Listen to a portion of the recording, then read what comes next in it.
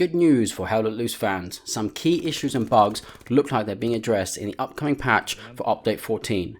However, Update 15, which had been due to be released in July, is now delayed. This is apparently because Team 17 want to produce higher quality updates. Personally, I'd rather wait longer for good quality content than get more half-baked and bug-ridden updates, so I welcome this approach. Let's hope they can deliver on these words.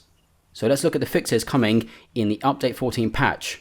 This patch will arrive on June 22nd and will introduce measures to stop zigzagging and dolphin diving, which was made possible in Update 14 with the introduction of the speed increase and a dive to pro mechanic. The speed increase for sprinting and crouch sprinting is staying, but the patch will bring in lower sprint acceleration, which is supposed to stop players from zigzagging in order to avoid gunfire.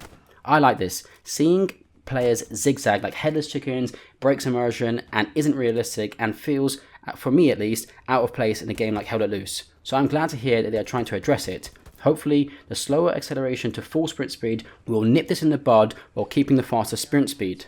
The new dive to pro mechanic introduced with Update 14 could be exploited because players could cancel the animation and get right back up and dive back down again and again and again and so on. Now with this patch, players will have to let the animation complete before getting back up. Again, another positive move. It will still allow players to dive to cover if they are being shot at, but they won't be able to bounce back up like a bloody ping pong ball. The XP bug has been fixed. Update 14 introduced a bug where XP earned at the end of the match was incorrect. Experience was not being rewarded for multiples of the same XP reward. So that's a good fix for anybody who's trying to level up.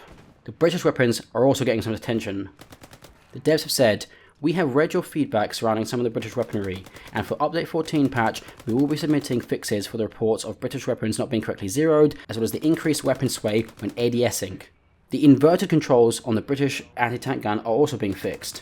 While this is good, there is no mention of adding missing weapons like the Thompson M1928 or the Mark 1 No. 3 Lee Enfield rifle, or adjusting the availability of the P14 or Lanchester SMG, which I believe should be less prevalent because of historical accuracy.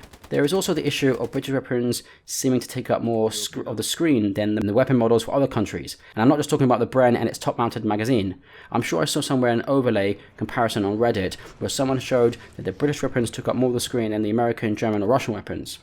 The bug where opening your map caused certain F key functions such as healing, entering a vehicle or letting go during the down state to be cancelled has now been fixed in this patch. However, the dismantle function on enemy galleries or enemy nodes will still be cancelled if opening the map. This is apparently working as intended. Console players will now be able to kick players with just 20 votes, not the 29 which was incorrectly needed with Update 14. The silly audio bug where players' breathing was overlapping has also now been fixed, and the invisible collision present under the bridge on Dryel has been resolved. Players will now be able to shoot or drive vehicles through that space.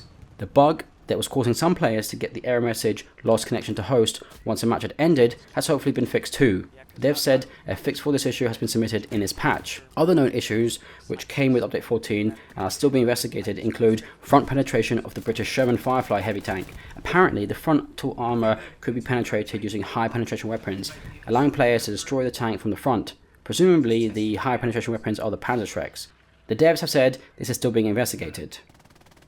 The wrong dates on the El Alamein and Dryel map, which are the wrong way around, won't be fixed until Update 15 apparently. The devs have said, due to our existing development processes and in order to maintain the integrity of our files, we are unable to change the accidentally switched map loading screens for Dryel and El Alamein with this patch. That change won't be coming until Update 15. In other news, Team 17 are bringing back PTEs, so players will be able to test features and content before they go live.